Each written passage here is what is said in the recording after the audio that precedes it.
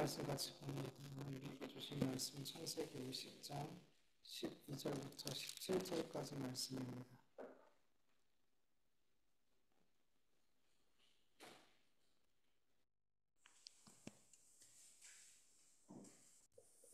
창세기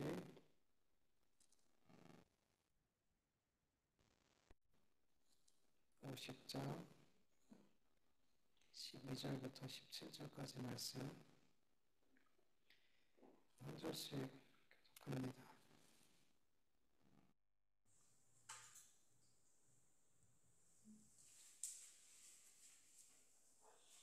제가 먼저 읽습니다. 야곱의 아들들의 아버지가 그에게 명령한 대로 그를 위해 따라 행하여 그를 가나안 땅으로 데려다가 야곱과 갓굴에 장사했으니 이에 아브라함이 족속 애굽에게 그와 함께 사서 그 자리를 쌓은 곳이라.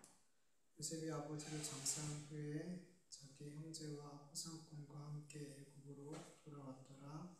요셉의 형제들이 그들의 아버지가 죽었음을 보고 말하되 요셉이 혹시 우리를 미워하여 우리가 그에게 행한 모든 악을 다 같이 하였을까 하고 요셉에게 말을 전해 이르되 당신의 아버지가 돌아가시기 전에 명령하여 이르시기를 너희는 이같이 요셉에게 이르라. 내 형제들이 내게 악을 행하였을지라도 이제 바라보니 그들의 허물과 죄를 용서하라 하시니 당신 아버지의 하나님의 종들이 우리의 죄를 이제 용서하소서 하매 요셉이 그에게 할 말을 들었을 때 울었더라. 아멘. 오늘 보면 12절에서 14절까지 보면은 야곱의 아들들은 아버지가 명령한 대로 아브라함이 해족속 에브론에게 산 그 막벨라 굴에 야곱을 장사하고 애굽으로 돌아왔어요. 이렇게 야곱의 장래가 무사히 앞에 읽진 않았지만 엄청나게 화려하게 엄청나게 많은 사람들과 함께 장래를 마치고 돌아오게 되었을 때 요셉의 형제들에게 갑자기 두려운 마음이 들기 시작했어요. 어쩌면 갑자기가 아닌 오래전부터 요셉의 형제들 마음에 웅크리고 있었던 두려움이 아버지의 죽음과 함께 이렇게 터져 나온 것일 수도 있을 것 같아요.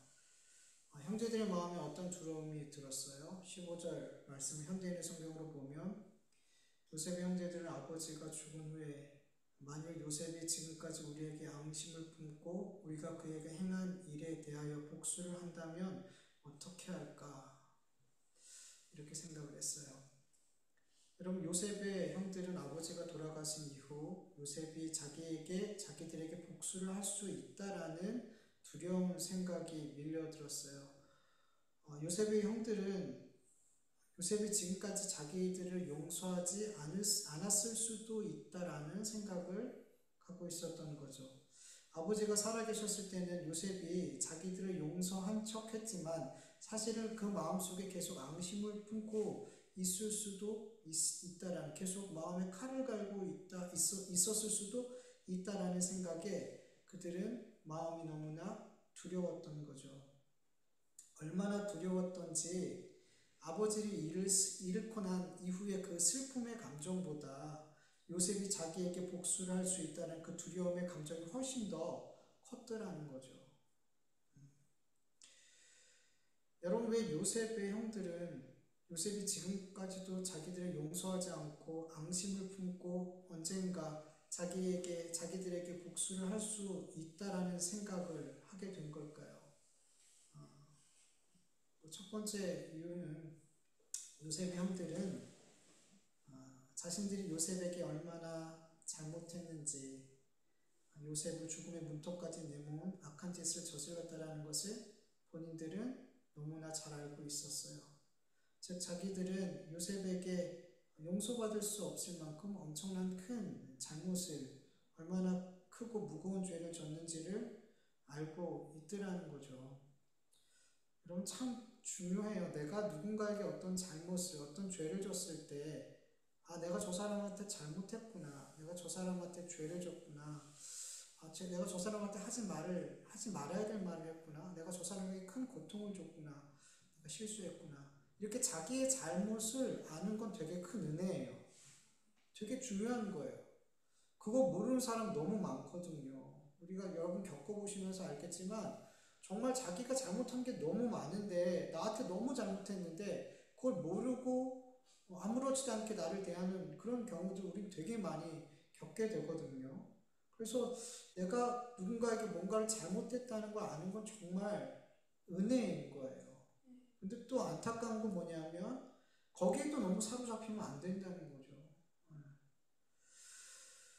여러분, 내가 누군가에게 정말 엄청난 죄를 저질렀는데 그 사람이 나에게 아무런 대가도 요구하지 않고 나에게 어떤 처벌도 내리지 않고 내가 그 사람이 행한 모든 악한 죄를 다 용서해 준다면 그 사람의 말이 정말 믿어질까요? 정말 그 사람이 나를 용서해 준 그 사실이 믿어질까요? 내가 그 사람에게 정말 어렵게 보증을 서달라고 했는데 그래서 그 사람이 나와 여러 가지 좋은 관계로 인해서 보증을 서줬는데 나도 원치 않았지만 어쨌든 결국 부도가 나서 나에게 보증 서준 그 사람이 그냥 쫄딱 망했어요. 가족들이 다 어디 갈 곳이 없게 돼버렸어요. 내가 음주운전을 해서 그 사람의 아이가 교통사고가 나서 큰 장애를 입게 돼서 평생 장애인으로 살게 되었어요. 나와 함께 일하는 그 사람이 너무 나보다 일을 잘해서 너무 질투가 나서 모함을 해서 그가 수십 년 동안 몸바쳐 일해온 그 직장에서 쫓겨나가게 만들었어요. 내 절친인데 그 절친의 여친이 너무나 마음에 들어서 온갖 수작을 다 부려서 그 여자친구를 빼앗고 결혼을 해버렸어요. 그 사람에게 내게 이러한 죄악을 저질렀는데 그 사람이 나를 아무 조건 없이 용서해 준다면 그 용서가 믿어질까요? 오히려 나를 용서한다고 안심시켜놓고 나에게 엄청난 복수를 계획하고 있을 거야 라고 생각하는 게 오히려 더 정상적인 생각이 아닐까요? 여러분, 요셉의 형들이 이런 생각을 하는 거, 요셉이 우리를 용서하지 않았을 거야 라는 생각을 하는 게 사실은 어떻게 보면 너무나 정상적인 거죠. 왜냐하면 내가 아니까, 내가 요셉을 얼마나 미워하고 증오하고 그에게 어떻게 행했는지 내가 너무 잘 아니까 이런 우리를 용서할 수 있다고? 나 같으면 용서할 수가 없는데 이런 우리를 용서해 준다고? 아버지 때문에 지금까지 참았지만 이제 아버지가 돌아가셨으니까 어떻게 될지 몰라. 이런 생각을 하는 건 사실 제가 생각할 때 너무나 자연스러운 두려움인 것 같아요. 그리고 여러분, 우리는 살면서 내가 누군가에게 어떤 큰 죄를 지었을 때 그 죄를 아무 조건도 없이 아무 대가도 치르지 않고 어떤 처벌도 받지 않고 용서를 받아본 경험이 우리는 거의 없어요. 우리는 살면서 그런 경험들이 거의 없어요. 그렇기 때문에 내가 지은 죄가 크면 클수록 그 죄를 아무 조건 없이 용서해 준다는 그 말이 우리는 안 믿어질 수밖에 없어요. 의심이 될 수밖에 없고 다른 의도가 있지 않을까라는 생각을 할 수밖에 없어요. 우리에겐 그런 경험들이 거의 없기 때문이죠. 그렇기 때문에 요셉의 형들은 자기들이 요셉에게 도저히 용서받을 수 없는 짓을 했다는 것을 너무나 잘 알기 때문에 그런 두려운 마음에 사로잡힐 수밖에 없었어요. 요셉이 아무리 자기들을 용서해 준 것처럼 대해도 자기들을 정말 잘 챙겨주고 그렇게 해줘도 오히려 마음 한편에는 그게 더 두려울 수도 있어요. 나중에 어떻게 나를 물개치려고, 어떻게 나를 망하게 하려고 이렇게 나를 이런 생각이 들 수도 있다는 거죠. 그런데 중요한 건 진실로 요셉은 형들을 용서했어요, 안 했어요? 용서했어요. 용서했어요. 용서한 척 하지 않았단 말이에요. 아버지가 돌아가시면 형들에게 복수를 해야겠다라는 생각을 하며 마음으로 칼 갈지 않았단 말이죠. 그러나 요셉의 형들은 자기들의 죄에 집중했어요. 자기들의 죄에 집중할 때 요셉의 진정한 용서가 그게 온전히 믿어지지가 않더라는 거죠. 그래서 장사가 아버지를 장사하고 난 뒤에 요셉이 너무나 두려웠던 거예요. 여러분, 우리가 만일 누군가에게 그런 일은 별로 일어나지 않겠지만, 우리 일생에 몇 번 일어나지 않겠지만, 누군가 나의 큰 죄를 용서해 주었다고 한다면 여러분, 그 용서를 믿으세요. 혹 그 사람이 아직 용서가 안 되지만 정말 용서하고 싶은 마음이 있어서 언젠가는 용서하고 싶어서 나에게 용서한다라고 말할 수도 있어요. 혹 나에게 더 큰 복수를 하기 위해서 거짓말로 나를 용서해 준 척 말할 수도 있어요. 그 사람이 나에게 어떤 마음으로 나를 용서한다고 말했든 중요한 건 의심하지 말고 그 용서의 말을 믿으세요. 나중에 그 용서의 말이 배신과 복수로 돌아올 수도 있겠죠. 그러나 믿으세요. 그것이 내가 누군가에게 큰 죄를 짓고 그 사람에게 할 수 있는 최소한의 도리인 거예요. 내가 그 사람에게 죄를 지었다고 정말로 생각한다면, 내가 저 사람에게 정말 못할 짓을 했다라고 생각이 된다면, 정말 미안하다면, 고통을 정말 내가 너무나 큰 고통을 주었다면 그 사람이 어떤 의도를 갖고 나에게 용서를 구하든 여러분, 그 용서를 진실로 받고 감사할 수 있는 저와 여러분들에게 간절히 원합니다. 그리고 무엇보다 중요한 것은 주님께서 저와 여러분의 죄를 용서해 주셨음을 믿으시길 축원합니다. 여러분, 지금 우리가 살면서 지은 모든 죄는 근본적으로 누구에게 짓는 죄일까요? 하나님께 짓는 죄예요. 우리의 모든 죄는 하나님께 불순종한 결과예요. 그런데 하나님께서 우리의 죄를 용서해 주셨어요. 그렇지만 그냥 용서한 게 아니라 하나님은 공의로우신 하나님이시기 때문에 우리의 죄를 그냥 용서하지 않으시고 우리의 모든 죄를 죄가 없으신 하나님의 독생자 예수님께 다 짊어지게 하시고 예수님과 우리의 죄를 함께 십자가에 못 박아 죽이셨어요. 우리의 모든 죄를 예수님께서 대신 지시고 십자가에 죽으심으로 말미암아 우리의 모든 죄는 하나님 앞에 용서를 받았음을 믿으시길 축원합니다. 여러분, 그리스도 안에서 우리의 모든 죄를 용서하신 하나님의 용서하심을 절대로 의심하시지 마세요. 사람들은 거짓으로 나에게 더 큰 괴로움을 주기에 복수를 위해 나를 용서한 척 거짓으로 그렇게 행할 수 있지만 예수님을 십자가에 못 박으신 하나님께서는 절대로 우리에게 거짓으로 용서하는 척하지 않으세요. 그래서 그 증거가 어디에 나타난 거예요? 하나님은 절대로 우리를 거짓으로 용서하지 않은 증거가 어디 있냔 말이죠. 십자가라는 거죠. 자기 아들을 십자가에 죽이시면 하나님이 우리에게 거짓말 하시겠냔 말이죠. 자기 아들 십자가에 못 박아 죽이시는 그 하나님이 우리를 거짓 용서하시겠냔 말이죠. 아니에요. 여러분, 하나님이 나의 죄를, 내가 너무나 큰 죄를 졌는데 하나님이 이 죄를 용서하지 않을 것 같은 생각이 든다면 여러분, 십자가를 바라보세요. 하나님은 거짓말하지 않으세요. 하나님은 그 십자가에서 우리의 죄를 용서해 주셨음을 여러분 믿으시길 축원합니다.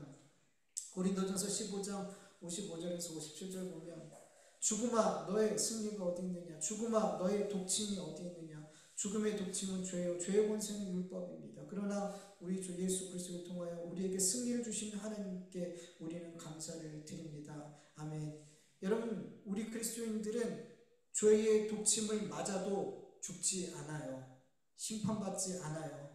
예수님께서 십자가에서 죄와 사망을 이기고 승리하셨기 때문이고 예수님의 승리가 곧 우리의 승리이기 때문이에요. 그렇기 때문에 우리 그리스도인들은 죄와 사망을 두려워하지 않아요. 하나님의 심판을 두려워하지 않아요. 하나님의 완전한 용서를 받았기 때문이죠. 그리고 중요한 것은 우리가 하나님께 완전한 용서를 받았다고 해서 그럼 마음껏 죄를 지어도 되겠다라는, 만약에 그런 생각을 우리 안에 그런 생각이 든다면 여러분, 우리는 하나님의 은혜를, 그 용서함이 어떠한 것인지를 모르는 거예요. 십자가에 나타난 그 하나님의 사랑을 모르는 거예요. 예수 그리스도의 십자가에 나타난 그 하나님의 사랑과 용서와 은혜가 어떤 건지 정말 우리가 마음으로 믿고 정말 우리가 경험하고 알고 있다면, 그것이 정말 내 인생의 가장 큰 복임을 우리가 믿는다면 우리는 이런 생각을 결코 할 수가 없어요. 오히려 우리는 그 죄와 우리의 삶을 계속해서 무너뜨리려고 하는, 그 하나님과의 관계를 무너뜨리려고 하는 이 죄와 계속해서 열심히 싸울 수밖에 없는 거죠. 로마서 6장 1절에서 4절 세 번역으로 보면, 그러면 우리가 무엇이라 말을 해야 하겠습니까? 은혜를 더하게 하려고 여전히 죄 가운데 머물러 있어야 하겠습니까? 그럴 수 없습니다. 우리는 죄에 죽은 사람인데 어떻게 죄 가운데 그대로 살 수 있겠습니까? 세례를 받아 그리스도 예수와 하나 된 우리는 모두 세례를 받을 때에 그와 함께 죽었다는 것을 여러분은 알지 못합니까? 그러므로 우리는 세례를 통하여 그의 죽으심과 연합함으로써 그와 함께 묻혔던 것입니다. 그것은 그리스도께서 아버지의 영광으로 말미암아 죽은 사람들 가운데 살리신 것과 같이 우리 또한 새 생명 안에서 살아나게 하기 위함입니다. 아멘. 하나님의 용서를 진실로 믿을 때 죄로 말미암아 하나님 앞에 심판받을 수 있지 않을까라는 그 두려움에서 자유하게 될 줄 믿습니다. 그리고 오히려 내가 받은 이 은혜에 어떻게 하면 하나님께 기뻐하고 하나님 앞에 응답하는 은혜에 합당한 삶을 살 수 있을까? 우리는 그러한 삶을, 그러한 고민을 하며 살게 될 줄 믿습니다. 두 번째로, 요셉의 형들이 그렇게 두려운 마음에 사로잡힌 이유는 요셉의 용서가 믿어지지 않았기에 스스로 용서하지 못했기 때문이에요. 여러분, 다른 사람이 나를 용서해 주는 것만큼 중요한 것이 있다면 그것은 내가 나를 용서해 주는 거예요. 내가 나를 용서하지 못하게 되면 그 사람이 나를 용서했음에도 불구하고 우리는 계속해서 용서받지 못한 마음을 가지고 살아가게 된단 말이에요. 요셉의 형들이 자기들의 죄를 스스로 용서하지 못했기 때문에 요셉이 용서를 해주었음에도 불구하고 계속 그 용서받지 못한 마음으로 살아가게 되더라는 거예요. 그리고 이 용서받지 못한 마음으로 인해 두려움에 사로잡히게 되고 자기를 용서한 요셉이 두렵게 보이더라는 거죠. 여러분, 자기를 용서하는 것은 정말 굉장히 중요한 거예요. 나를 위해서도 중요하지만 나를 용서한 사람을 위해서도 나를 용서하는 일은 너무나 중요한 거예요.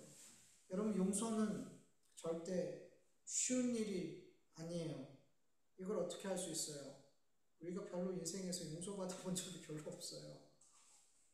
우리가 인생이 겪다 보면 내가 내 인생에서 누구에게 진짜 온전하게 용서받아 본 적이 있을까? 내 죄에 대해, 내 잘못에 대해서 누군가가 이 모든 것을 그냥 다 포용하고 그렇게 나를 용서해 준 사람이 과연 있을까? 고민되잖아요. 그게 뭐냐면 우리는 그렇게 용서하는 삶, 용서받는 삶을 안 살아요. 그래서 누군가를 용서한다는 건 굉장히 어려운 일이에요. 여러분도 한번 생각해 보세요. 내가 누군가를 진짜 아무런 조건과 대가 없이 누군가를 온전히 나에게 잘못한 그 사람을 온전히 용서해 준 적이 있는가 한번 생각해 보세요. 잘 생각이 안 날 거예요. 왜냐면 되게 어려운 일이니까. 너무 쉽지 않은 일이니까. 그래서 누군가를 용서하는 건 정말 힘든 과정이에요. 힘든 과정이에요. 누군가 나를 용서했다면 그 용서하는 어떤 것이 있냐면 내가 지금까지 그 사람에게 지은 죄로 말미암아 그 사람이 받은 고통과 괴로움과 손해뿐만 아니라 그 사람이 나를 용서하기까지 너무 힘든 과정까지 다 포함되어 있는 거예요. 이게 다 포함되어져서 용서가 일어나는 거예요.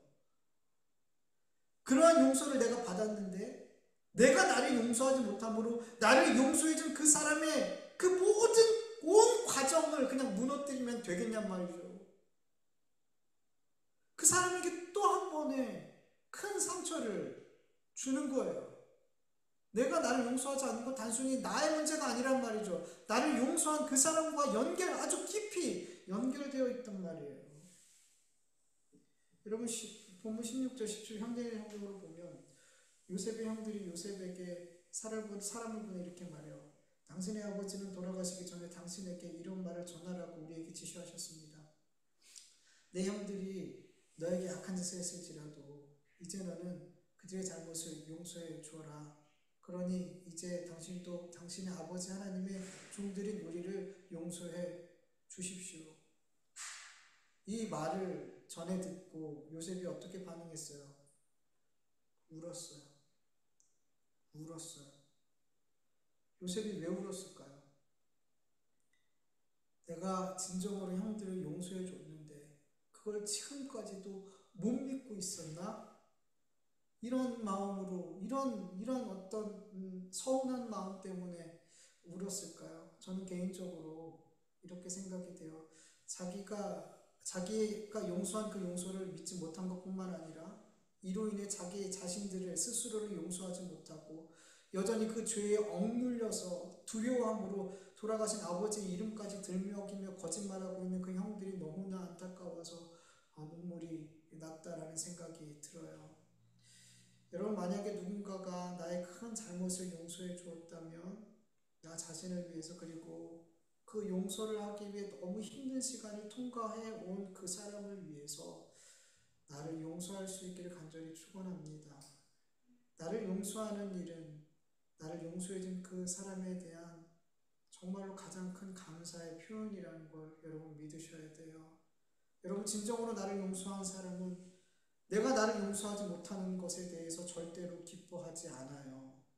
진정으로 나를 용서해 주지 않은 사람은, 빈말로 용서하거나 거짓말로 용서한 사람은 내가 나를 용서하지 않는 모습을 보며 좋아할 거예요. 기뻐할 거예요. 그 과정, 그 정도는 괴로워해야지. 나를 힘들게 했으니까 그 정도는 고통스러워야지 라는 생각을 할 거예요. 그러나 진심으로 나를 용서해 준 사람은 내가 나를 용서해 주지 못함으로 그 괴로움 속에 갇혀 있는 것을 절대로 원하지 않아요. 왜냐하면 정말 나를 용서했기 때문에요. 나를 용서한 사람은 내가 잘 되기를 바라죠. 내가 행복하길 바라죠. 내가 평안하길 바라죠. 고통과 괴로움 속에 던져져 있는 거 원치 않는단 말이죠. 여러분, 하나님도 마찬가지죠. 하나님께서도 우리의 죄로 인해서 우리가 고통당하고 나를 스스로 괴롭게 하는 걸 결코 원하지 않으세요.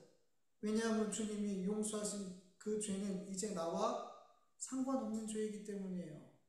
주님이 용서하신 그 죄로 인해 내가 다시 그 죄를 붙들고 괴로워하는 건 하나님 기뻐하지 않으세요.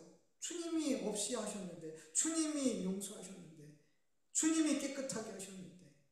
이사야서 1장 18절 보면 여호와께서 말씀하시되 오라 우리가 서로 변론하자. 너희의 죄가 주홍 같을지라도 눈과 같이 이어질 것이요 진홍같이 붉을지라도 양털같이 익게 되리라. 이사야서 43장 25절 나 곧 나는 나를 위하여 내 허물을 도말하는 자니 내 죄를 기억하지 아니하리라. 시편 103편 10절에서 12절 보면 우리의 죄를 따라 우리를 처벌하지 아니하시며 우리의 죄악을 따라 우리에게 그대로 갚지 아니하셨으니 이는 하늘이 땅에서 높음 같이 그를 경외하는 자에게 인자하심이 크심이로다. 동이 서에서 먼 것 같이 우리의 죄가를 우리에게서 멀리 옮기셨으며. 아멘. 하나님께서 우리의 죄를 예수님의 십자가의 대속으로 인해서 더 이상 기억하지 않으시고 동에서 서가 먼 것처럼 그렇게 멀리 던져버리시고 우리를 깨끗하게 하신다 약속하셨단 말이에요. 그래서 이제 그 죄는, 우리가 하나님 앞에 회개한 그 죄는, 아니 예수님을 믿음으로 말미암아 우리의 모든 죄는 우리와 상관이 없어요. 근데 여전히 그 죄를 붙들고 괴로워하고 하나님을 용서하셨는데 내가 나를 용서하지 못하고 있다면 그 십자가의 대속의 은혜를 우리는 무시하는 거란 말이에요. 여러분, 하나님께서 우리를 용서하셨다면, 그것을 믿는다면 여러분 감사함과 그리고 감사함으로 나를 용서할 수 있기를 간절히 축원합니다. 여기서 또 중요한 한 가지 말씀을 나누고 마치려 합니다. 그 사람이 나를 용서하지 않았는데 내가 나를 용서한다는 건 있을 수 있을까요? 없겠죠. 혹 그리스도인들 가운데 이렇게 생각하는 사람도 있을 수도 있을 것 같아요. 그 사람이 나를 용서하지 않았지만 하나님께서 내 죄를 용서해 주셨기 때문에 괜찮아. 여러분, 정말 그리스도인들은 그 사람이 나를 용서하지 않았음에도 하나님께서 나를 용서해 주셨기 때문에 괜찮다 생각할 수 있을까요? 아니에요. 그런 생각을 하면 안 돼요. 마태복음 5장 23절에서 24절 보면 그러므로 예물을 제단에 드리려다 거기서 내 형제에게 원망 들을 만한 일이 있는 것이 생각나거든 예물을 제단 앞에 두고 먼저 가서 형제와 화목하고 그 후에 와서 예물을 드려라. 아멘. 여러분 하나님께 예물을 드리기 전에 형제에게 원망 들을 만한 죄를 졌다면 그 죄를 용서를 구하고 용서를 받고 와서 예물을 드리라고 말씀하세요. 성경에서 이렇게 말씀하고 있는데 하나님께서 나를 용서하셨으니까 그 사람의 용서 같은 건 이제는 괜찮아. 필요 없다는 식으로 생각할 수가 있냐는 거죠. 그럴 수 없다는 거죠. 근데 여러분 만약에 내가 진심으로 누군가에게 용서를 구했는데 그 사람이 그럼에도 불구하고 용서하지 않으면 어떻게 될까요? 그러면 어떻게 해야 되나요? 나는 분명 진심으로 용서를 구했는데 그 사람이 용서해 주지 않으면 뭐 어쩔 수 없지. 도리가 없지. 내가 할 도리 다 했으니까 뭐 이제는 괜찮아. 마치 숙제를 다 끝내는 것처럼 이제 내가 할 일은 끝났어. 이렇게 하고 끝을 맺으면 되는 건가요? 아니에요, 여러분. 내가 진심으로 용서를 구했는데 그럼에도 용서를 받지 못한다면 여러분 나를 용서하지 못한 그 사람을 위해서 우리는 계속해서 기도해야 돼요. 그 사람이 주님의 은혜가, 주님의 평강이, 주님의 사랑이, 주님의 용서가 그 사람에게 임하기를 기도해야 돼요. 그래야 우리는 그 사람에게 진심으로 용서를 받을 수 있어요.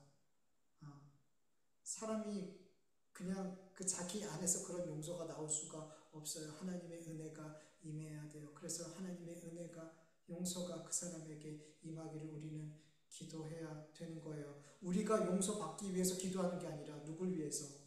그 사람을 위해서. 그 사람을 위해서 기도해야 되는 거예요. 용서받지 못한 때는 여러분 우리는 용서받지 못한 짐을 지면서 살아야 되는 거예요. 그냥 괜찮아 내 할 일 다 했어 하고 끝나는 게 아니에요. 용서받지 못한 짐을 우리는 져야 돼요. 그러나 우리가 분명히 알 것은 하나님께서 내가 회개를 할 때 하나님은 분명히 나를 용서해줘야 알줘요. 용서해주세요. 그 사람이 나를 용서해주지 않아도 하나님은 용서해주심을 믿으세요.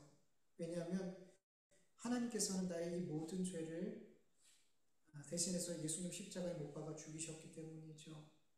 예수님의 대속의 십자가의 죽음 앞에 용서받지 못할 죄는 없어요, 여러분. 용서받지 못할 죄가 있다면 어떤 죄일까요? 회개하지 않는 죄죠. 하나님 앞에 내가 이걸 죄로 인정하지 않고 회개하지 않는 죄를 어떻게 해야 될까요? 물론 성령을 거슬리는 거 이거는 뭐 당연히 이건 믿음 안에 있지 않는 것 자체이기 때문에 그건 말할 것도 없고요. 예수 그리스도 십자가의 대속보다 큰 죄는 존재하지 않아요.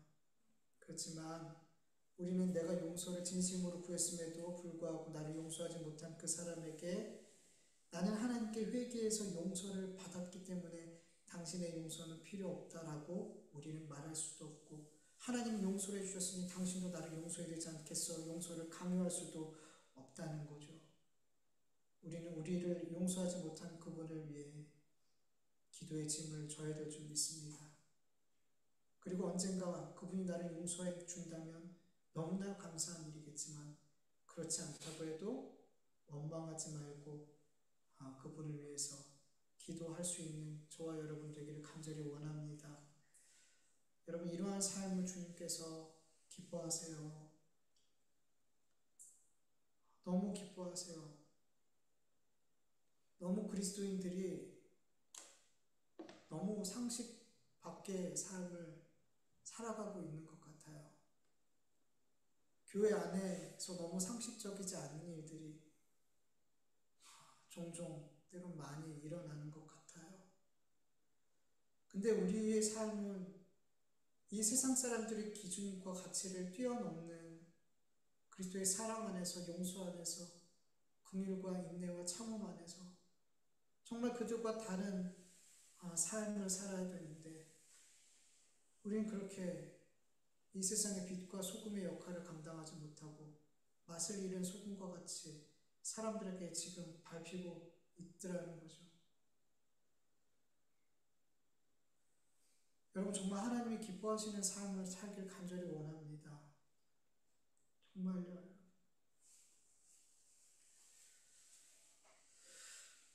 여러분 나를 용서하지 못한 누군가를 위해서 기도하는 게 또 왜 그렇게 중요하냐면 내가 누군가 그렇게 나를 용서하지 못하는 사람을 위해서 기도할 때 나를 끊임없이 용서해주고 계신 그 하나님의 사랑과 은혜와 그 용서하심이 어떠한지를 우린 더 깊이 그 사람을 위해서 기도하면서 우리는 깨닫게 돼요. 사람들은 저렇게 나의 작진 않을지라도 저런 죄들을 용서하지 못하고 여전히 나를 미워하고 있는데 우리 하나님은, 나의 아버지 하나님은 날마다 그렇게 수많은 죄들을 그렇게 아버지 앞에 짓고 있는데도 불구하고 하나님은 어떻게 이렇게 나를 늘 용서하고 계시는 걸까? 우리는 누군가를 위해서 그렇게 기도할 때 우리는 하나님 앞에 감사할 수밖에 없어요.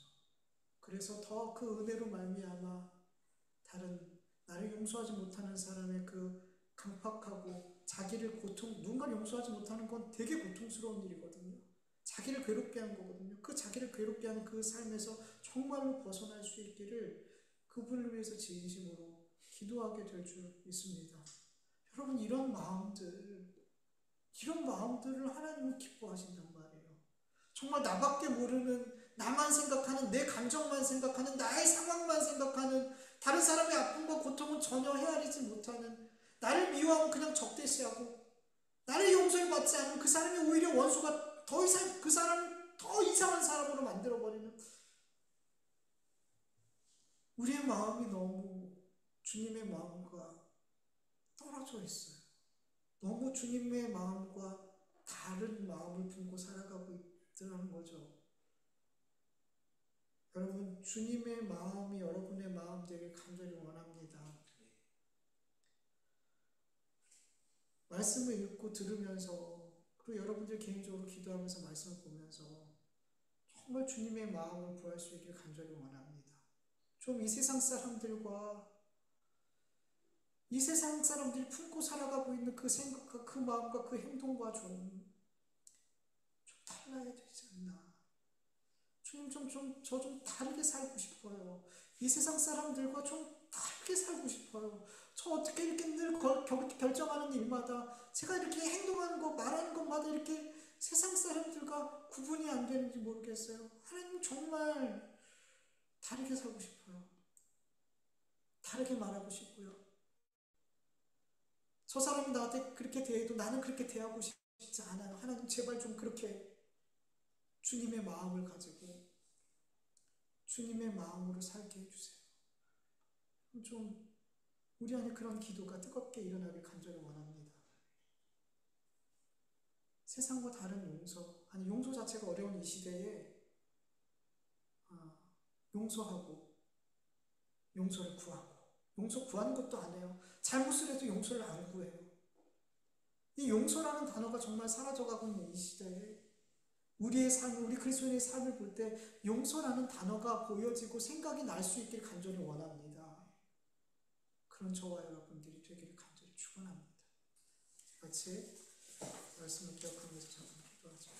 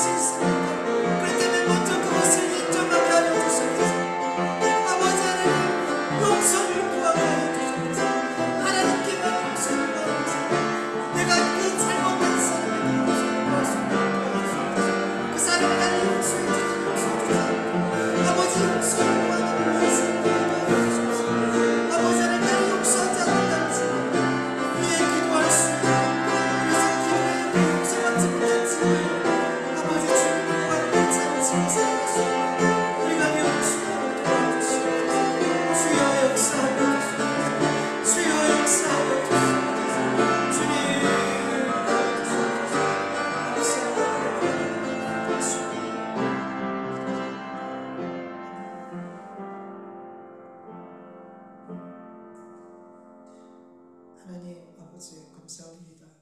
또 하나님 앞에 예배드릴 수 있도록 도와주셔서 감사합니다.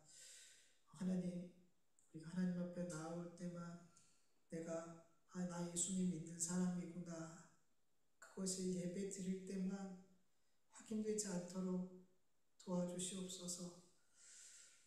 이렇게 예배의 자리에 나와 기도하고 찬송하고 말씀을 듣고 예배를 드릴 땐 정말 내가 하나님을 사랑하는 것 같고 내가 예수 믿는 사람 같고, 그런데 밖에서는 정말 내가 예수님 믿는 사람일까? 내가 정말 하나님의 자녀일까? 내가 참 그리스도인 맞나? 라는 생각이 들기도 합니다. 주님, 이곳에서도 내가 하나님의 자녀로 서 있을 수 있게 해주시고, 교회 밖에서도 하나님의 자녀로 서 있을 수 있는 우리 모두가 되게 하여 주시옵시길 간절히 원합니다. 하나님, 이 시대에 점점 용서라는 단어를 찾아보기가 어렵습니다. 용서를 구하지도 않고 용서를 하지도 않는 이 강팍하고 메마르고 무서운 세상 속에서 하나님, 용서를 구하고 용서를 할 수 있는 우리 그리스도인들 되어줄 수 있도록 도와주시옵소서. 주님, 내가 누군가에게 잘못했습니까? 근데 그것이 인정이 되지 않고 여전히 용서를 구하지 못하고 있습니까? 하나님, 그 사람이 더 잘못했어 라는 마음보다 내가 잘못했구나 하나님 앞에 먼저 인정하게 하시고 용서를 구할 수 있는 우리의 삶이 되게 도와주시옵소서. 그 사람이 나를 용서하지 못했을지라도 주님이 나를 용서해 주셨고, 그리고 우리는 더 진실로 그 사람을 위해 기도할 수 있게 될 줄 믿사오니, 하나님, 우리가 계속 하나님께만 회개하는 삶이 아니라 내가 잘못한 누군가에게 용서를 구할 수 있는 그런 용기 있는 삶을 살 수 있도록 도와주시옵소서. 주님, 정말로 이 세상 속에서 하나님을 믿는 삶을 살 수 있도록 조금씩이라도 우리를 변화시켜 가 주시옵소서. 감사하고 예수님의 이름으로 기도드립니다. 아멘. 주님 가르쳐 주신 기도로 예배 마치겠습니다. 하늘에 계신 우리 아버지여, 이름이 거룩히 여김을 받으시오며 나라의 마옵시오며 뜻은 예수 이루어진 것 같이 이 땅에서도 이루어지이다. 몰라 우리에게 일용할 양식을 주옵시고 우리가 우리에게 죄짐을 사하여 준 것 같이 우리의 죄를 사하여 주옵시고 우리 시험에 들게 하지 마옵시고 다만 악에서 구하옵소서. 너의 나라와 권세와 영광이 아버지께 영원히 있사옵나이다. 아멘.